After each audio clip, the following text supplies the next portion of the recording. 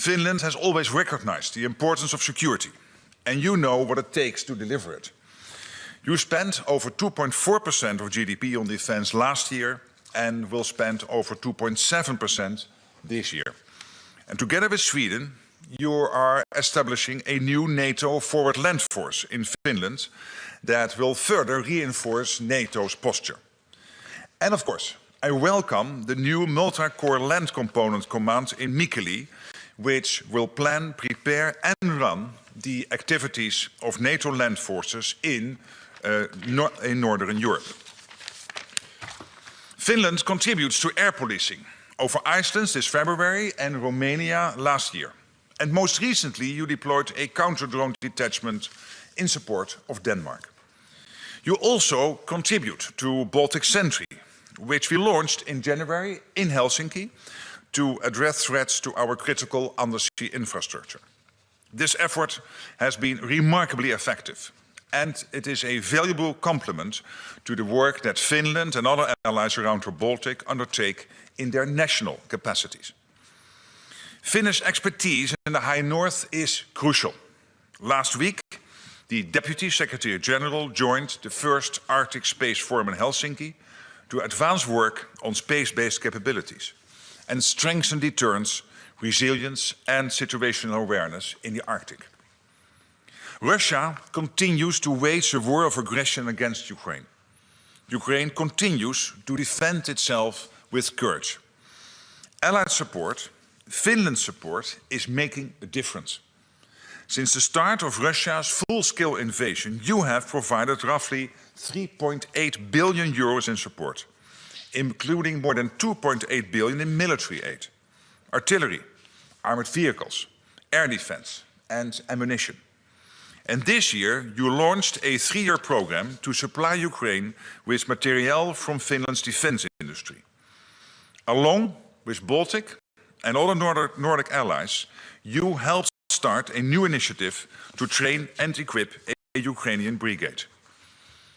And you recently committed 100 million euros to the prioritized Ukraine requirement list, Pearl, enabling the delivery of urgently needed military equipment from the United States to Ukraine. Economic pressure also matters. The latest European sanctions, along with US and UK measures against Russia's largest oil companies, will further constrain the Kremlin's war machine. Deterrence and defense are the bedrock of our security. Together, we are demonstrating readiness and resolve. We are making sure that more capabilities are available whenever and wherever needed, on land, at sea and in the air. And we are working with industry to secure the technology, systems and ammunition required to defend every inch of Allied territory. Our priorities are clear: to deliver on Allied defense spending, to boost defense industrial capacity, and to maintain our unwavering support to Ukraine.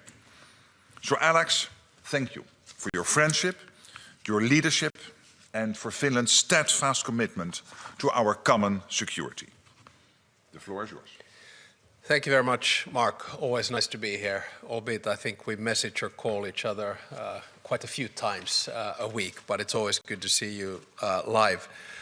Today we focused on two things. The first one was how to support Ukraine in defense of Russia's war of aggression. And the second one was how to strengthen our defense and deterrence of the alliance. Of course, Russia continues to bomb civilian infrastructure and civilians and shows absolutely no signs of real willingness to come to the negotiating table. And that's why we firmly believe that we need to do two things right now, the first one of which is to increase sanctions, and the second one is to further support Ukraine militarily and economically. Ukraine's urgent needs must be met, just like the Secretary General just said. We've sent 30 packages to Ukraine. On top of that, we have decided to join the Nordic-Baltic Pearl package, with 100 million euros, which the Prime Minister and the government announced a few weeks back. We have also recently launched the Shelter Coalition to help protect Ukrainian civilians. Russia, of course, believes that they can wear us down if they just keep on sending more and more troops to the front line. But I firmly believe that they are mistaken. The Pearl mechanism and the scaling up of our defense industrial bases are proofs of that. Ukraine's financial needs for the coming years must also be tackled urgently. It's obvious that Russia will remain a long-standing threat to security and stability of Europe, even after the war in Ukraine is over. NATO and Europe needs to continue to strengthen our defenses to respond to these threats. The defense spending commitment made in Hague is an important part of this, and we need greater European investment in defense, and Finland will, of course, play its part, and we expect the same from our allies. As you will know, Finland does have one of the largest militaries in Europe. Lately, Russia has tested the alliances and the EU's unity and resolve by using means of hybrid warfare. We need to strengthen our societies and capabilities, but also keep our cool heads. Acting united, we can do this. And if I may humbly recommend that we all react to these things in the Finnish way, which means not only cool heads, but also sisu, which is grit and perseverance. So you don't need to overreact to anything that happens, because this is unfortunately the new normal, and what Russia is trying to do is to destabilize our societies through information and other campaigns. And as the Secretary General mentioned, our integration to NATO is moving ahead according to plans, including the Land Component Command, which I visited in Mikkeli only a few weeks back, met some of the new staff from, for instance, Denmark and the United Kingdom there. And we also have started work on building FLF Finland, and the work continues as planned. We will continue to contribute to the implementation of NATO's deterrence and defense in the north. Always nice to see you. Thank you very much. All right, we'll start with some questions. The second row here, Ilta Sanomat. Thank you. First, Mr. Secretary General, an explosion of some kind destroyed a railway track in Poland on Sunday. According to Poland, it was an act of sabotage. What is known about this, and was it sabotage? And secondly, our president, you said in the spring that we should mentally prepare for the fact that relations with Russia will be opened at some point. When could this become relevant, and has Russia given any signals regarding this? Thank you. On your first question, let me say that, of course, we are in close contact with the Polish authorities, NATO, Poland, intensely in contact on this. And, of course, we now have to await the outcome of the investigation. On your questions on when to open the contacts, I think in diplomacy, timing is always of essence. Right now, the time is to increase the pressure on Russia, both militarily and financially. Usually, I'm a realistic optimist, but to be quite honest, I don't see an end to this conflict this year. The earliest we can get into the negotiating table would be sometime in February, March, but that is for President Zelensky to decide. As far as contacts from European leaders is concerned, there should be no solo acts. That is exactly what Russia is trying to do. So if one European leader were to be in contact with his or her Russian counterpart, it would have to be closely coordinated. Okay, we'll go to the second row, Reuters. Thank you so much, Lily Bayer from Reuters. I have a question for each of you. Secretary General, over the past weeks, we've seen quite a few drone incidents in Belgium over airports, over sensitive installations. Is NATO providing any support to Belgium with these drone incidents? And what is your latest assessment in terms of attribution and risk of these particular incidents? And then, Mr. President, this morning, the Commission President, Ursula von der Leyen, sent a letter to leaders along with an options paper on financing Ukraine for the next 2 years. What is your message on these options? In particular, what is your message to the Belgian authorities since you're here in Brussels today? Thank you. On your first question, I was in contact with the Belgian defense minister, and I know that many allies have provided support to Belgium, very concrete support. So that's typically the role of NATO, to be in close contact with our allies to make sure that whatever help is needed will come to the country. And I have no news about attribution.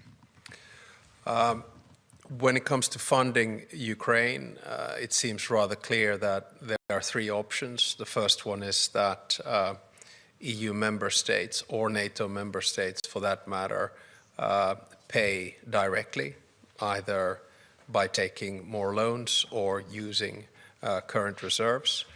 The second option is the mutualization of debt on a European level, as was done with Next Generation Europe and with SAFE.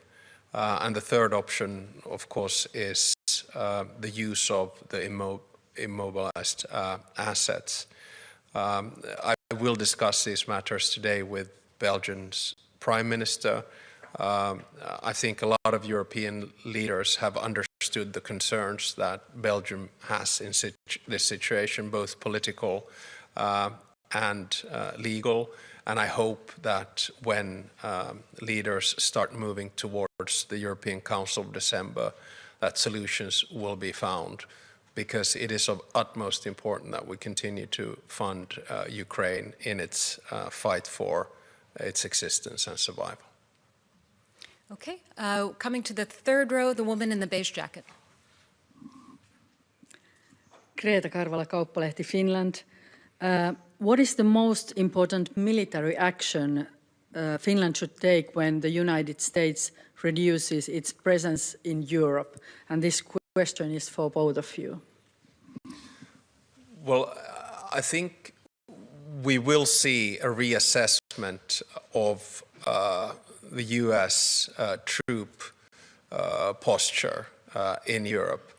At this stage, I'm not excessively concerned. We'll have to wait for both the national security strategy of the US and their national defense strategy. I think it's in the interest of all of us that the United States retains a foothold in Europe, and I don't see any signs of radical changes on that front, but perhaps the Secretary General of NATO knows better. No, I completely agree with that reaction. What we also see is Europe stepping up. We have the NATO summit, where European and Canadian NATO allies committed to the 5% defense spending, including 3.5% on core defense, which equalizes defense spending now all over NATO with what the US is spending.